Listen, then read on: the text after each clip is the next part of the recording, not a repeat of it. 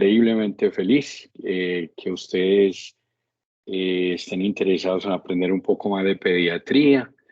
Y en esta parte de que vamos a hablar hoy, pues particularmente cualquier persona que diga que va a estudiar neonatología o que tiene interés en algo relacionado con neonatología, el conocimiento de base es la fisiología de transición.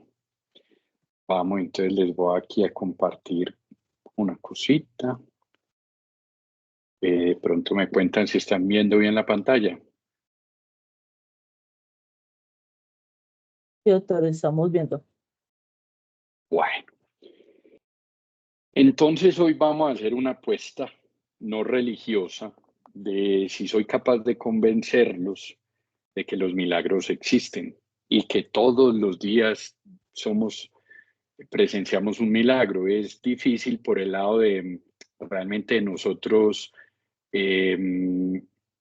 cuando el trabajo se vuelve rutinario, cuando atendemos tantos pacientes, abstraerse de lo que realmente está pasando ahí, de que realmente estamos presenciando momento a momento un milagro, y vamos a ver si soy capaz de convencerlos.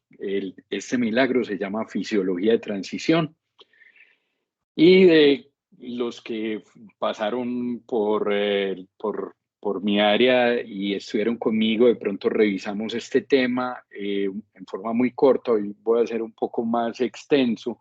Sin embargo, sigue siendo una charla muy corta. Traté de hacerla un poquito amena porque la fisiología a veces se vuelve un poquito pesada.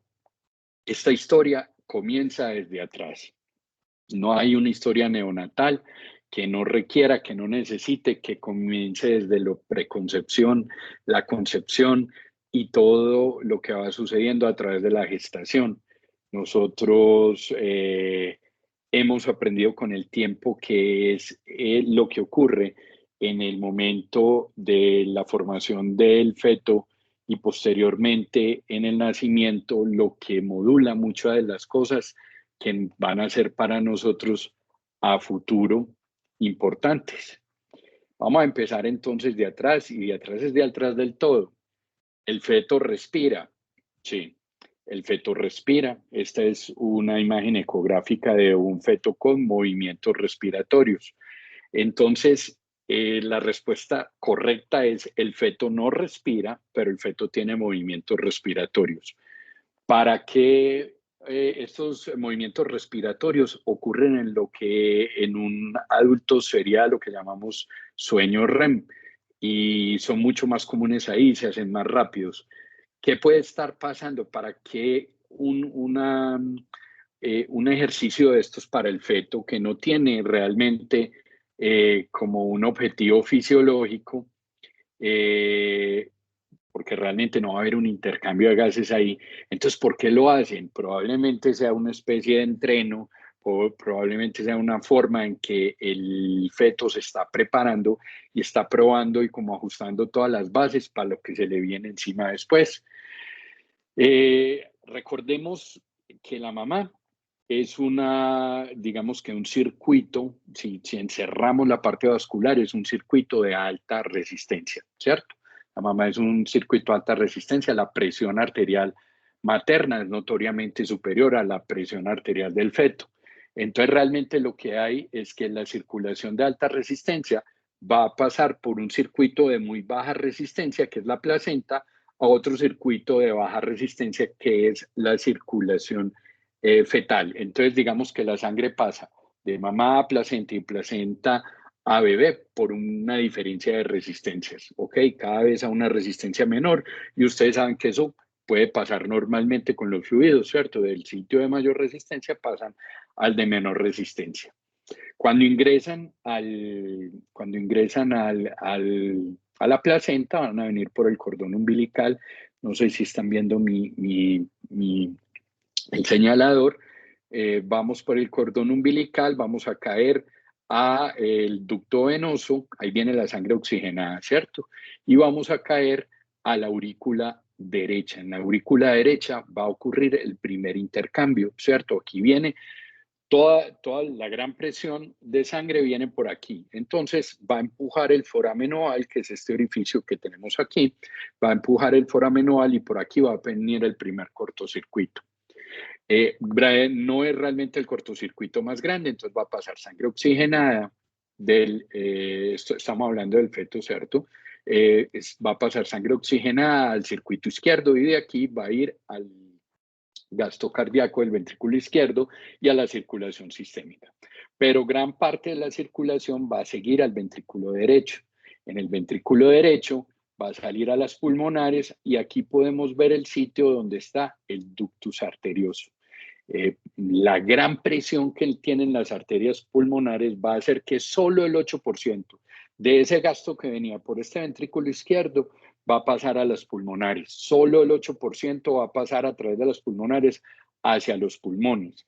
El resto se va a desviar por el ducto y va a ir a la circulación sistémica y de esta manera se oxigena el feto. Entonces, tiene dos cortocircuitos activos. El ventrículo izquierdo es un ventrículo delgado, sigue siendo más grueso que el ventrículo derecho, pero no es el ventrículo izquierdo que nosotros vemos en el niño grande o el adulto, que es un ventrículo lleno de miocardio, que cuando quiere aumentar la contracción, simplemente va a aumentar la contractilidad de las fibras. Eso poco va a pasar en el feto. Cuando el feto tiene momentos de estrés, lo que el feto va a hacer es aumentar la frecuencia. Básicamente la frecuencia cardíaca es la que va a ser reguladora del gasto. Aquí lo podemos ver en forma muy esquemática, de pronto es lo poco que pasa por los pulmones están llenos de líquido, las arterias pulmonares están cerradas, entonces la gran cantidad del circuito se va a efectuar por el ductus arterioso. ¿Listo? Este es una imagen realmente rara, es de un libro que se llama El libro de dos, que nos muestra el gasto cardíaco fetal. Y es simplemente para ejemplificar lo que les acabo de mencionar. Entonces, miren, ventrículo derecho, aquí viene el gasto cardíaco, viene con toda, el 66% del gasto cardíaco viene por aquí, se va hacia las pulmonares y en las pulmonares hacia el pulmón, solo se va el 7% del gasto. El 59% del gasto va a venir por aquí, por el ductus arterioso y va a caer a la aorta. Así funciona un feto. El feto tiene una PO2 calculada entre 23 y 27. Es una PO2 muy bajita. Realmente el feto vive en un ambiente hipóxico, pero el poquito oxígeno que tiene, pues digamos que es suficiente. Y recuerden que la mamá le manda gran cantidad de nutrientes. Esta es una diapositiva que probablemente les mostré, pero que cambié. Le dije al chat GPT que me diseñara una imagen y le puse todos estos que son los cambios que deben ocurrir para que se establezca una ventilación adecuada posterior al nacimiento. Y me salió con esta cosa tan rara. Es una figura abstracta que quiere mostrar los cambios, ejemplificar los cambios que ocurren para establecer la ventilación del recién nacido. ¿Por qué la dejé? Porque es supremamente extraña por lo compleja que es. Si ustedes miran cada pedacito que ven una cosa distinta y probablemente es como la inteligencia artificial puede ver el fenómeno de la vida. Listo, ahí les queda pues un reto filosófico ahí con esa imagen. Pero vamos a lo práctico. ¿Qué va a suceder? Entonces, lo primero que va a suceder es aclaramiento del líquido pulmonar. Resulta que el feto, a partir de la semana 34 más o menos, a veces antes, a veces después, ustedes saben que cuando vamos aquí números, no son números exactos, el feto empieza a aumentar el nivel de catecolaminas porque es importante para aumentar su gasto energético, porque está construyendo de una manera supremamente rápida su cuerpo, entonces el nivel de ciertas catecolaminas empiezan a aumentar. Eso hace que en el pulmón, que está lleno de líquido, en los alvéolos, las células del intersticio que normalmente están excretando cloro, empiezan a secretar sodio. Eso es un fenómeno que va a servir para que el líquido que está dentro del pulmón va a pasar hacia el intersticio Y el intersticio tiene dos vías. Recuerden que del intersticio es ese espacio que hay entre el alvéolo y el vaso sanguíneo. Ese intersticio se va a llenar de líquido y el líquido va a empezar a salir por los linfáticos. Parte de ese líquido y parte de ese líquido va a pasar a la circulación del feto. Eso comienza en la semana 34. Con el proceso de parto hay un disparo mucho más grande de catecolaminas y este proceso se acelera. ¿Listo? Entonces ahí viene el bebé, ya está botando su líquido pulmonar desde la semana 34 y de pronto ustedes llegan y ligan el cordón umbilical. Al ligar el cordón umbilical, el flujo de oxígeno que tenía ese bebé, el feto, se interrumpe en forma brusca y también la forma que él tenía de eliminar el CO2 por medio de la placenta se elimina. ¿Qué va a causar cuando ligan ustedes el cordón? Hay un aumento marcado del CO2 y una disminución del oxígeno. Y ese es como la señal principal que tiene el organismo para decir, empiece a respirar, papá, porque usted se quedó sin oxígeno y el CO2 se le está acumulando en forma súbitamente rápida. Ahí se establece la respiración continua. Ahorita vemos paso a paso esto, cómo va sucediendo. Y al establecerse la respiración continua desde el sistema nervioso central, se empieza a dar la orden de lo que hacemos cada segundo de nuestras vidas, respire, no respire, que es una cosa que hacemos inconsciente, pero que nuestro sistema nervioso central 24/7 está acelerando. Por allá en la semana 20 ya se había empezado a pasar otro fenómeno y es que el alvéolo se empieza a recubrir de un jabón. Los agentes tensoactivos son jabones. Ese jabón va a causar que el alvéolo pueda vencer, y ahorita también vemos este concepto en profundidad, pueda vencer la tensión superficial. La reabsorción de sodio ya se las había hablado y ocurre con la primera respiración la distensión alveolar. El alvéolo que estaba lleno de líquido desplaza ese líquido y termina de desplazar ese líquido y se llena de gas.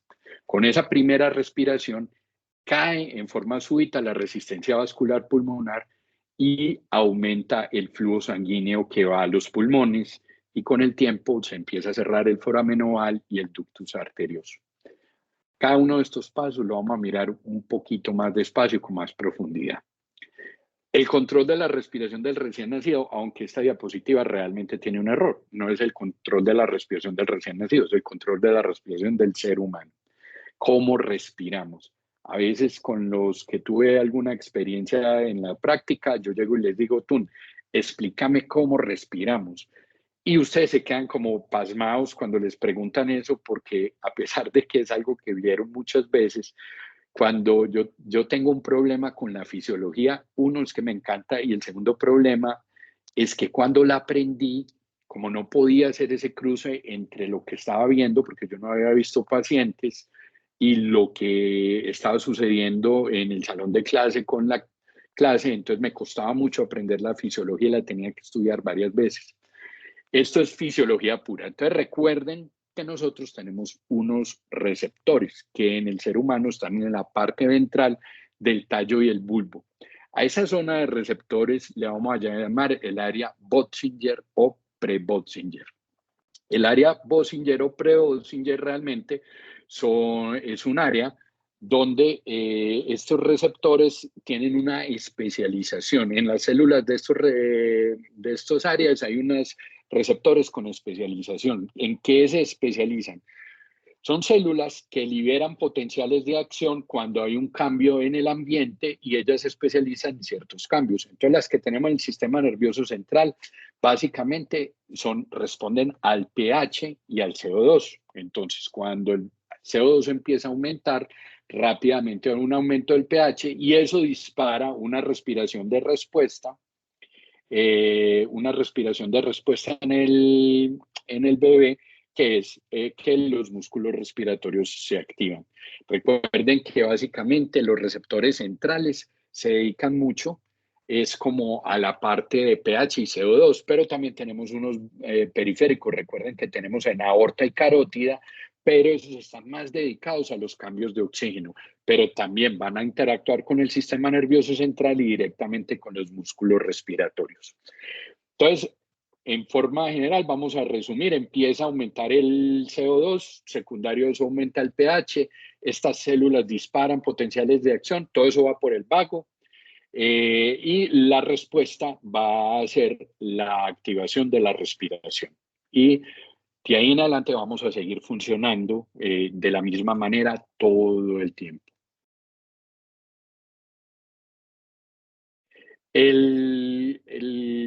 Me disculpan, esto es como una repetición de la repetida, lo que pasa es que la otra diapositiva, digamos, tenía un poquito más de fisiología, pero esto es visto desde afuera, entonces cómo inspiramos y expiramos todo el tiempo. Recuerden, no sé si se acuerdan de una enfermedad que vieron con nosotros por ahí por los laditos que se llama síndrome de muerte súbita en cuna.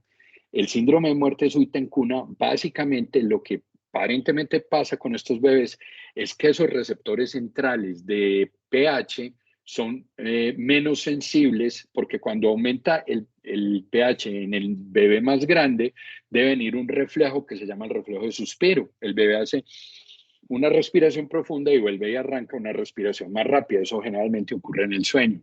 Y resulta que estos bebés son más insensibles a los cambios de pH y probablemente por eso viene el síndrome de muerte súbita.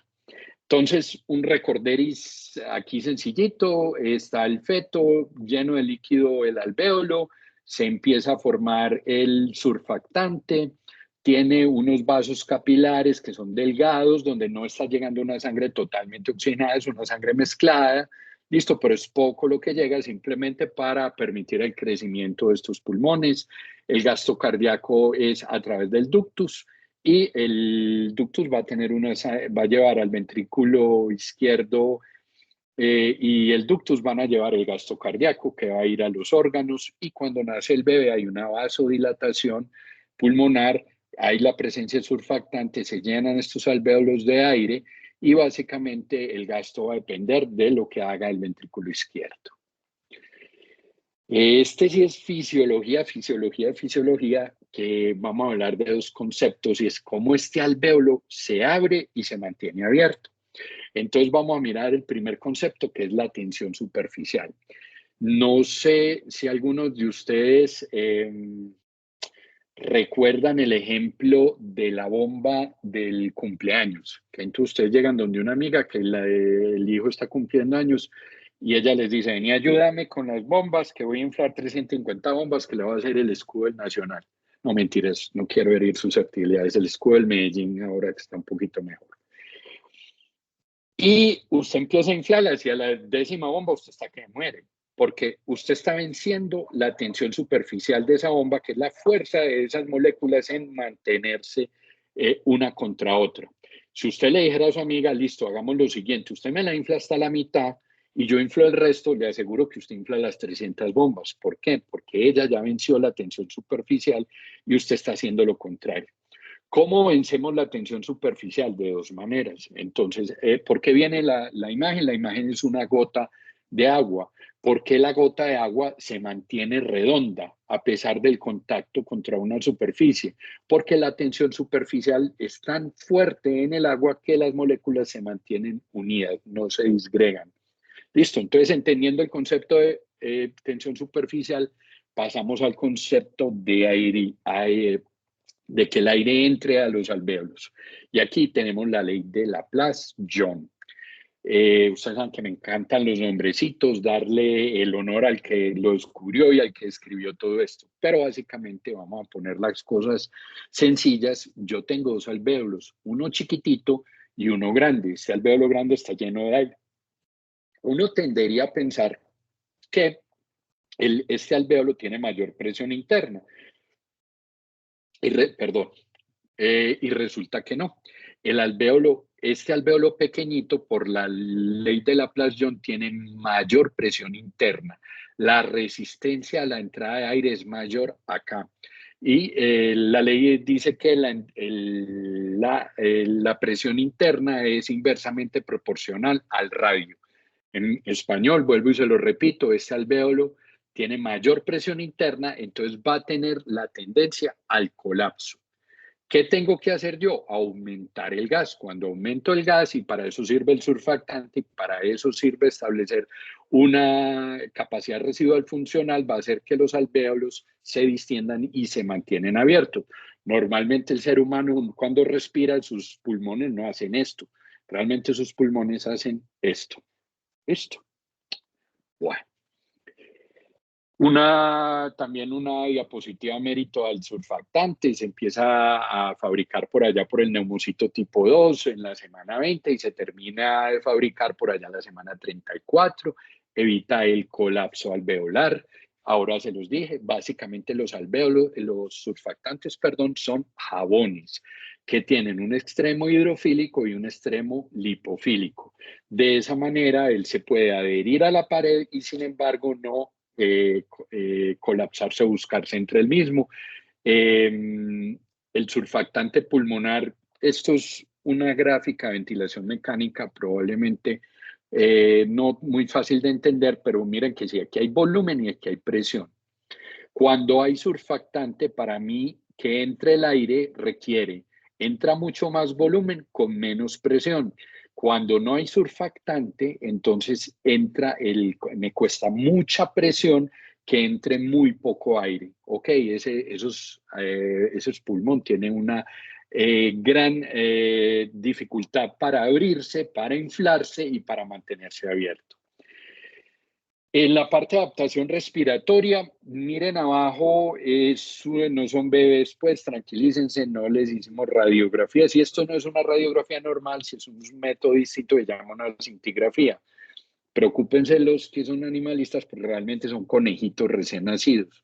Este conejo de la imagen A miren cómo la scintigrafía muestra muy bien delineados los alvéolos, pero el árbol bronquial, pero no se ven los alvéolos distendidos. Y la imagen C es una imagen del mismo conejo 10 minutos después de haber nacido y establecer una respiración. ¿Qué pueden notar ustedes? Ya las bases están básicamente bien aireadas, pero en la periferia y en los vértices todavía no hay una aireación completa. El mismo fenómeno ocurre con el neonato. Y recuerden que cuando ustedes empiezan a atender el neonato en la sala de parto, ustedes no esperan que el neonato sature al 100%. Incluso tienen ustedes unos momentos en donde 65, 75, 85 son saturaciones perfectamente aceptables. En parte se da por la mezcla que tienen los cortocircuitos, pero en parte se da también porque los alvéolos no han terminado de llenarse. Este es un proceso que va a finalizar más o menos 24 horas después de haber nacido el bebé. Básicamente, esto es lo que hace el bebé al principio. ¿Y por qué? Ustedes se acuerdan del Apgar y que uno es súper importante. También se acuerdan que ustedes bajaban corriendo a atender un bebé que venía urgente y nada más llegar uno y oír que lloraba, ya decía uno, no, ya no nos preocupemos, nació bien. El llanto es muy importante porque establece unas respiraciones fuertes. No todos los niños tienen que llorar, algunos establecen esas mismas respiraciones. Miren, esto es el volumen tidal. Recuerden que el volumen tidal o volumen corriente es el gas que sale y entra en cada respiración. Y el volumen tidal de un bebé es más o menos 5 mililitros por kilo. Este de aquí de la cena adelante es el volumen tidal normal. Pero miren lo que pasa en los primeros minutos. Ese bebé hace unas inspiraciones profundas y lo que está buscando es llenar estos alvéolos, llenarlos de gas y establecer una capacidad residual funcional. Miremos, este también es una cintigrafía. Este es el espacio donde está el diafragma, la línea blanca donde está el diafragma. Antes de las primeras respiraciones y después de 10 minutos, miren cómo el volumen pulmonar cambió radicalmente.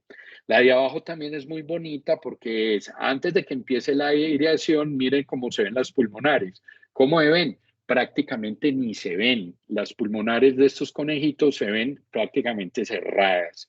Y cuando ya establece la respiración, miren cómo se habla de bonito las pulmonares y cómo se llenan los vasos de sangre después de la aireación pulmonar.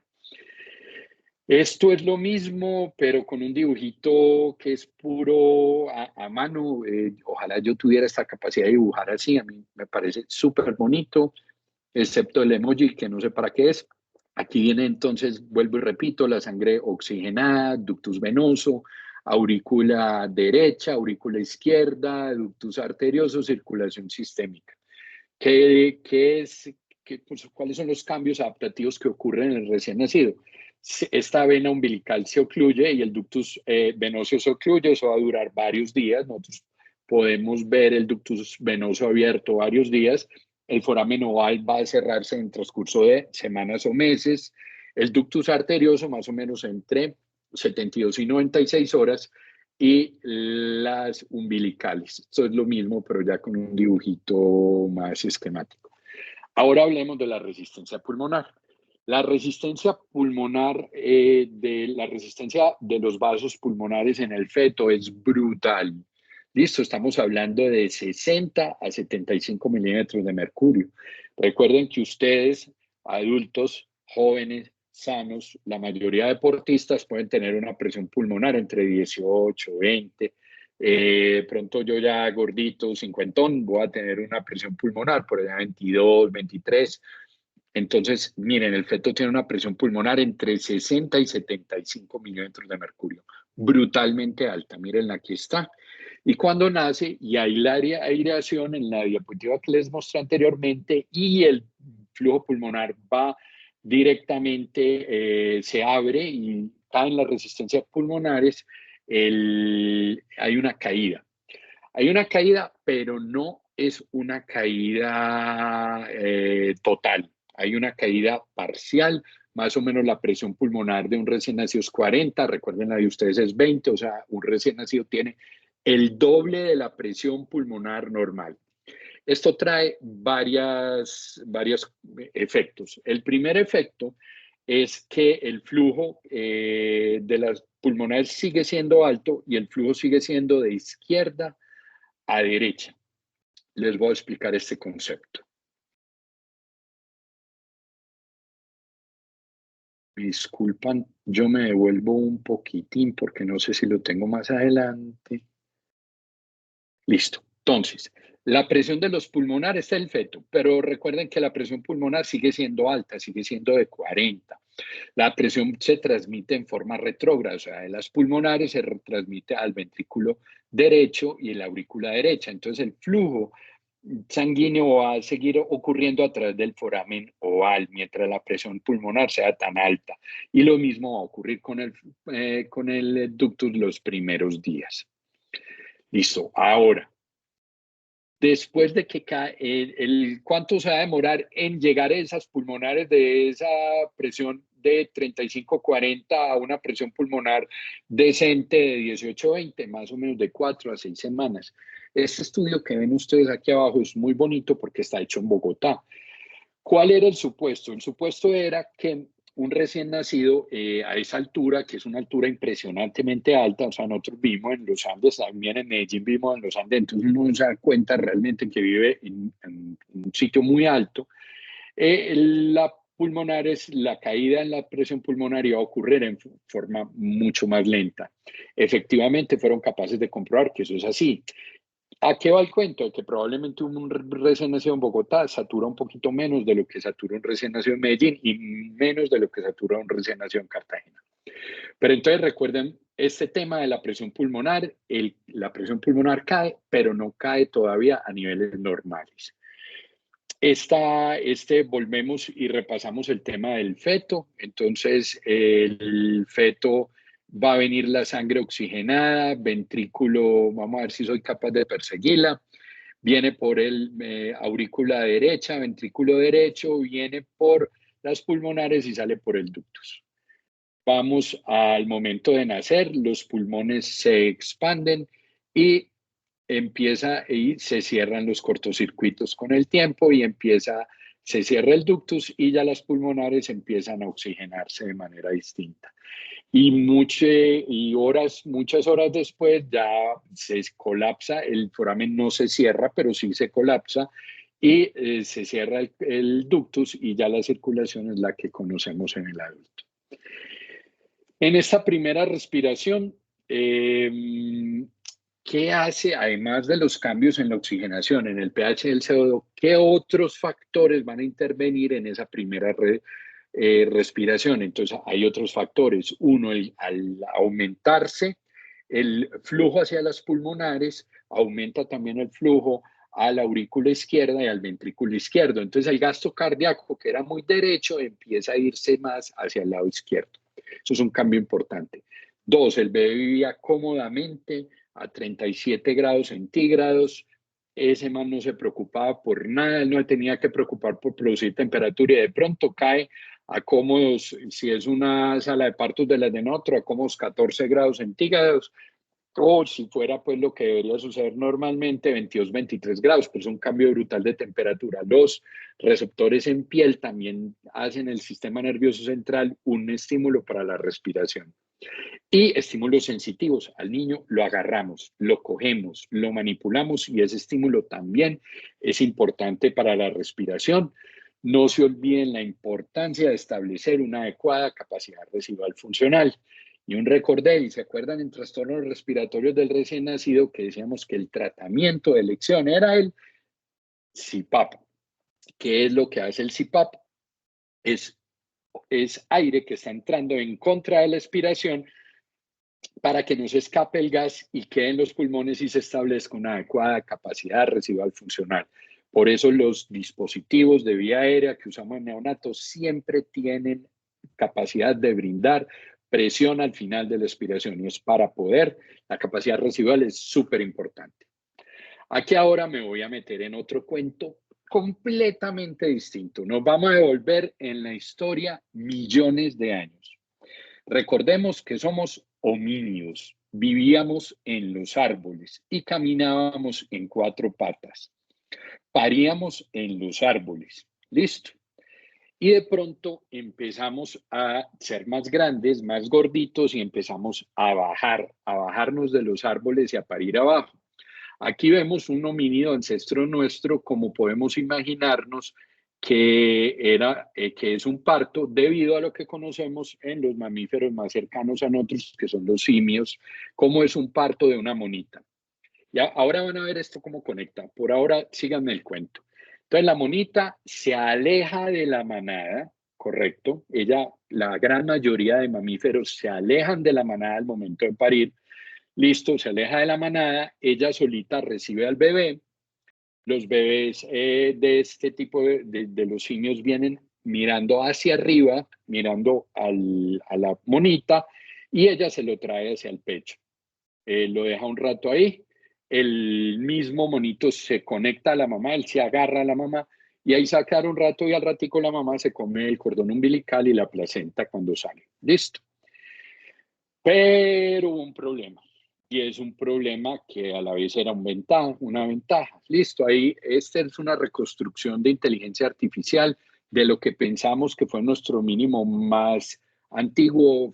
Está reconstruido con unos fósiles encontrados en África. En África se llama el hombre de Turkana, en este caso la mujer de Turkana. Resulta que esto es lo que nos imaginamos que pasaba hace millones de años. Mira que se parecen mucho a lo del monito. Pero ¿qué pasó? Nos bajamos de los árboles.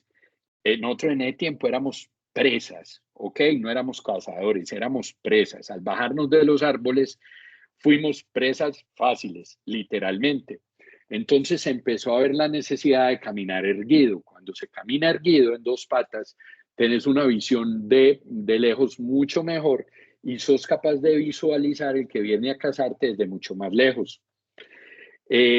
También empezamos a tener cerebros más grandes y a fabricar armas. Al ver de lejos y fabricar armas, pasamos de ser presas a ser cazadores.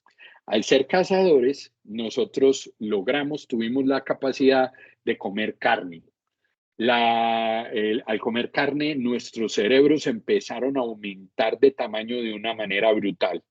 Entonces, miren, dos cambios que les he dicho evolutivos. Uno, aumentó el tamaño cerebral en una forma muy grande. Miren el tamaño de la cabeza del homínido del hombre de Turkana y miren la evolución, cómo fue aumentando de tamaño y caminar erguido.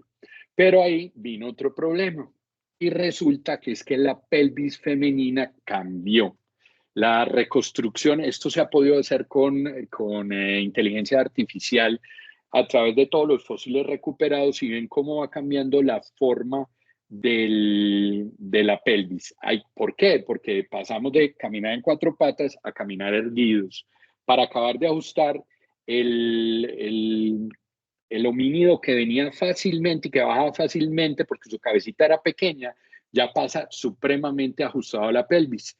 Esos cambios hicieron que el recién nacido ya no nace mirando hacia arriba, nace mirando hacia atrás, lo cual las mujeres, los Homo sapiens, los neandertales, se dieron cuenta que estaba pasando ese fenómeno y que parir se volvía muy difícil parir solo. Entonces, desde esa época, el ser humano es el único mamífero que para parir busca ayuda. Se mete en la manada en vez de salir de la manada. Eso es un cambio súper importante. Necesita ayuda. Y el segundo cambio súper importante estuvo también en la forma en que parimos, ¿cierto? Entonces, el proceso de parto eh, sigue siendo un proceso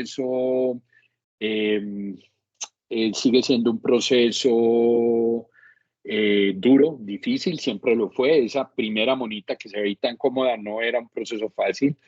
Empezó a notar que sufría un poquito más. Entonces, ¿qué empieza a pasar en el proceso de parto? Que el bebé empieza a disparar cortisol y catecolaminas en respuesta al estrés del trabajo de parto, de meterse a una pelvis estrecha, donde para acabar de estar hay un útero que le está haciendo así todo el tiempo.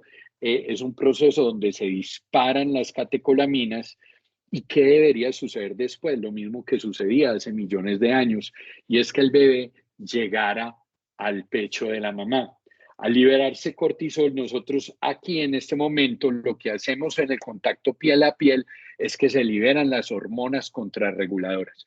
Prolactina, para que esa mamá empiece a liberar leche, y el bebé empieza a liberar oxitocina. Y ustedes saben que la oxitocina es una hormona de la felicidad. Entonces resulta que ese bebé pasa de ser totalmente, de un momento de estrés y de tener todas sus hormonas de la reacción de huida disparadas, con esta estrategia sencilla que simplemente viene de lo que hacemos hace millones de años, solo que se nos empezó a alterar con los cambios evolutivos. Y aquí con esto volvemos a las bases, a recuperar. ¿Qué pasa cuando no hay piel a piel? El ritmo cardíaco es más alto, la respiración es más alta, esta reacción de liberación de catecolaminas y cortisol, que le llamamos nosotros reacción de lucha o huida, esa reacción se prolonga en el tiempo, aumenta la somatostatina, disminuye la absorción de alimentos, eso permanece elevado por un tiempo largo, se abre el foramen oval, se restaura la circulación fetal, disminuye la saturación de oxígeno, etcétera, etcétera, etcétera. Entonces ya vamos terminando, jóvenes, ¿y a qué vamos? Entonces, ¿se acuerdan de esta primera diapositiva y cómo establecemos la ventilación y la oxigenación? Y por qué yo les dije, si a ustedes les gusta la neonatología, la fisiología de transición tiene que ser lo primero que se sienten a estudiar y lo deben estudiar con pasión, porque miren, ¿qué pasa cuando no hay aclaramiento del líquido pulmonar y esa reabsorción de sodio no se hace en forma eficiente? Una patología que se llama taquipnea transitoria del recién nacido. ¿Qué pasa cuando el CO2, los cambios en el pH y la disminución de oxígeno no dispara una respiración? Las famosas apneas. ¿Qué pasa cuando no se establece una respiración continua porque el sistema nervioso central no está recibiendo las señales en forma adecuada? Asfixia perinatal. ¿Qué pasa cuando no secreto adecuadamente el agente tensoactivo o lo inactivo, como en la enfermedad de membrana hialina o la neumonía? ¿Qué pasa cuando la presión pulmonar no baja? Hipertensión pulmonar. Entonces miren que paso a paso nosotros estamos viendo esto, cómo se conecta totalmente todo con la fisiopatología, la mayoría de enfermedades del neonato. Miren lo que es el proceso de asfixia, posteriormente el proceso de reperfusión y después el proceso de reanimación. Y miren que también conecta todo, sistema nervioso central, estímulos de las respiraciones, todo esto está conectado. Entonces, jóvenes, ¿ahora creen en milagros o no creen en milagros? No sé, mucharejos, si hay dudas, si hay inquietudes. Me habían propuesto que les trajera unos casos clínicos. Realmente con fisiología no es fácil traer casos clínicos, pero estoy abierto a si tienen alguna inquietud, algo que quieran hablar.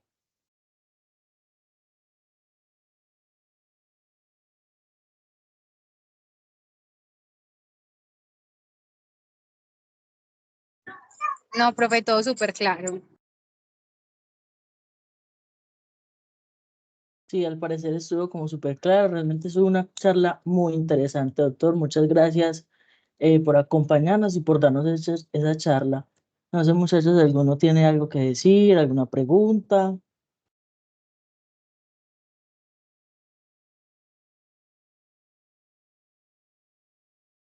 Listo, todo está muy bien.